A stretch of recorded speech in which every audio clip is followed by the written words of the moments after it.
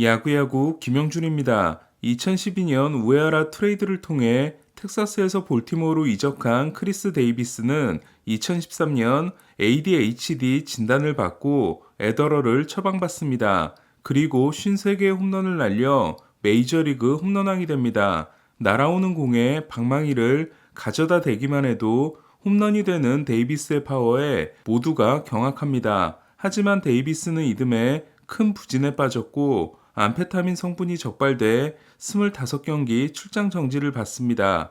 2013 시즌이 끝나고 메이저리그 선수들이 암페타민이 주성분인 에더럴 처방을 받는 비율이 일반인보다 크게 높은 것에 대해 논란이 일자 사무국이 엄격하게 나서기 시작했고, 치료 목적 사용 면책을 얻지 못한 데이비스는 처방전 없이 사용하다가 도핑 테스트에 걸렸던 겁니다.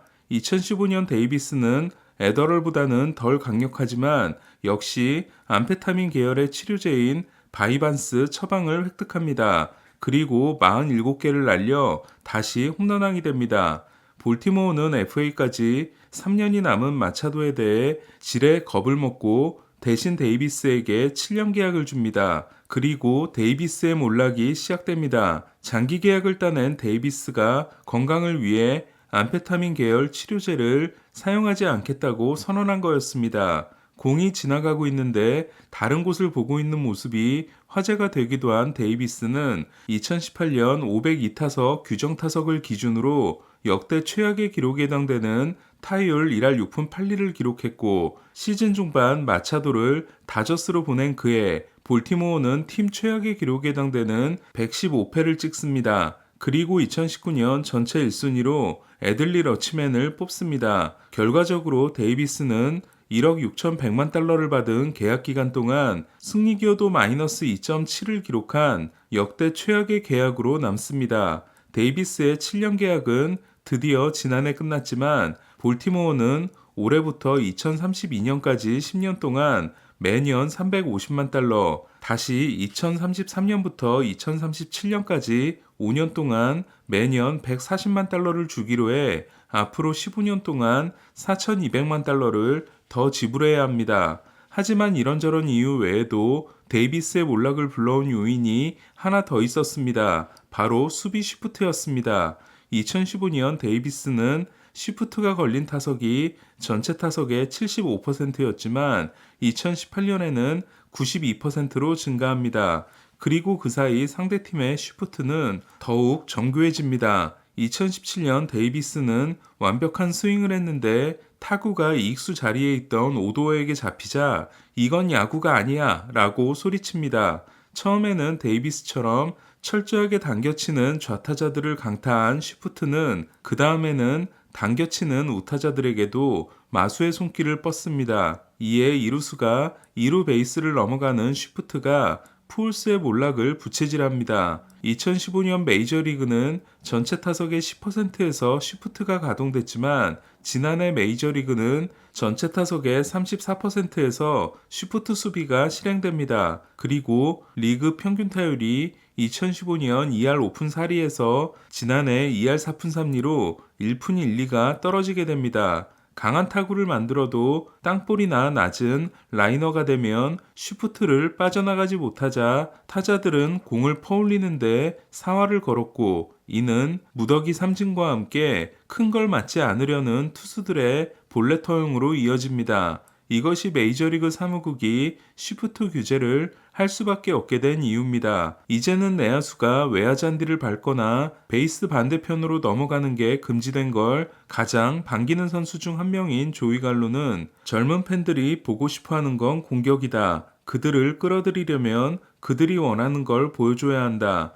팬들에게 즐거움을 주는 게 가장 중요하다. 사람들이 자리에서 일어나 환호할 수 있는 이유를 만들어줘야 한다. 나는 우리가 그것을 위해 올바른 길로 가고 있다고 생각한다며 적극적인 찬성 의사를 밝혔습니다. 그렇다면 갈로는 시프트 규제를 통해 얼마나 큰 도움을 받게 될까요? SI에 따르면 지난해 90마일 이상의 타구가 시프트 위치의 수비수에게 가장 많이 날아간 순위는 1위가 71개인 코리 시거, 2위가 66개인 요르단 알바레스와 라우디 텔레스, 4위가 59개인 매돌슨, 5위가 54개인 카일 터커, 6위가 51개인 오타니 쇼헤이였습니다. 2020년 이후 순위는 1위가 매돌슨, 2위가 요르단 알바레스, 3위가 맥스 케플러, 4위가 카일 터커, 5위가 코리 시거로 갈로는 두 개 모두 5위 안에 이름이 없었습니다. 흥미롭게도 알바레스와 터커가 탑5에 있는 휴스턴이 2020년 이후 가장 많은 안타를 쉬프트 수비를 통해 잃어버린 반면 다저스는 쉬프트 수비를 통해 가장 재미를 많이 본 팀이었습니다.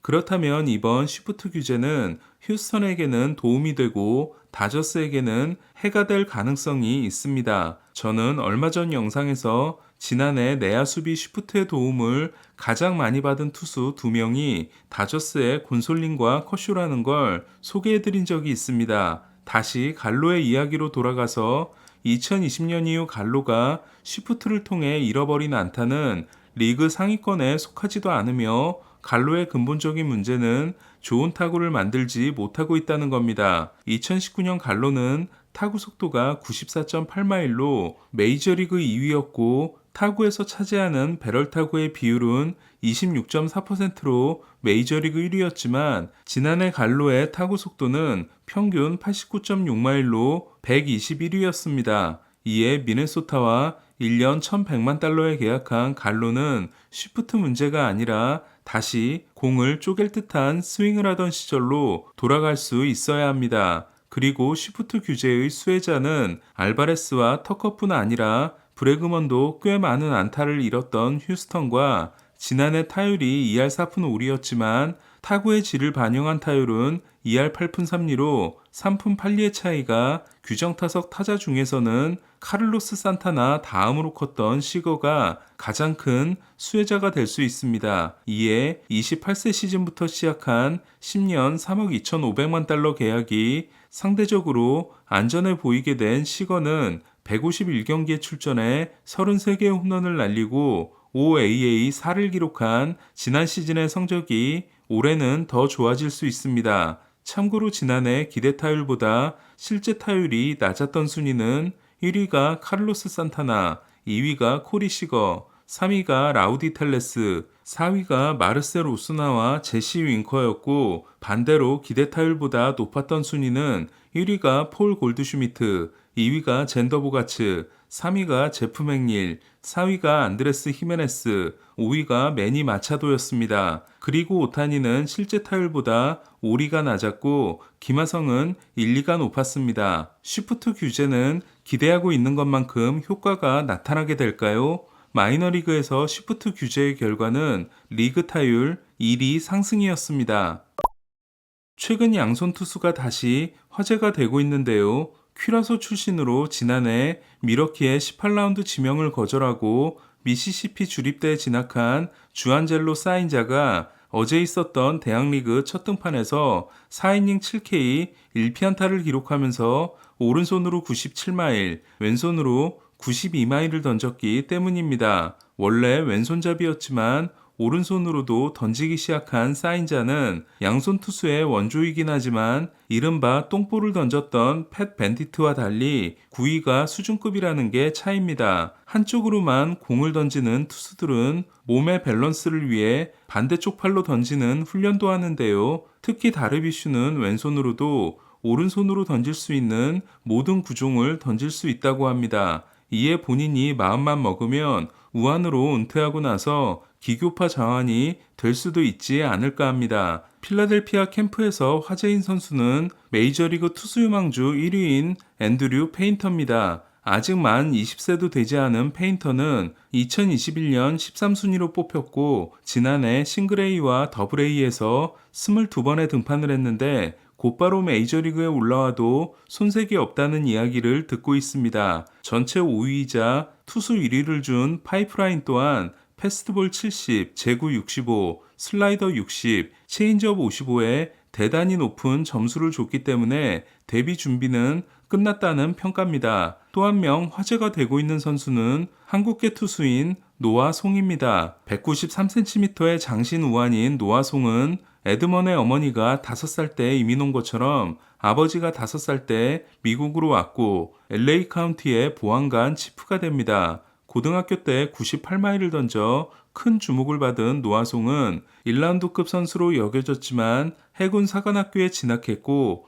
해군 사관학교 역사상 최고의 투수가 됩니다. 송은 키가 너무 커서 파일럿이 되지 못했고 대신 해군 비행 장교로서 대잠 초계기인 P-8 포세이돈의 일원이 됩니다. 2019년 보스턴의 4라운드 지명을 받은 송은 하위 싱글 A 7경기에서 17이닝 19K 2실점에 인상적인 피칭을 했고 프리미어 12 대표팀도 되지만 본격적인 선수 생활을 하기 위해서는 2년의 의무 복무 후에 예비역 전환 신청을 할 수 있었습니다. 그리고 이번에 승인을 받음으로써 예비역 중위 신분을 가지고 메이저리거에 도전할 수 있게 됐습니다. 예비역 신청이 받아들여지지 않았다면 일본으로 파병될 뻔했던 노아송은 최대 12년을 예비역으로 있을 수 있게 됐으며 돌아와서는 6년을 더 복무해야 합니다. 그리고 올 시즌에 앞서 필라델피아가 룰5 드래프트로 데려갔기 때문에 1년 내내 액티브 로스터에 있어야 하며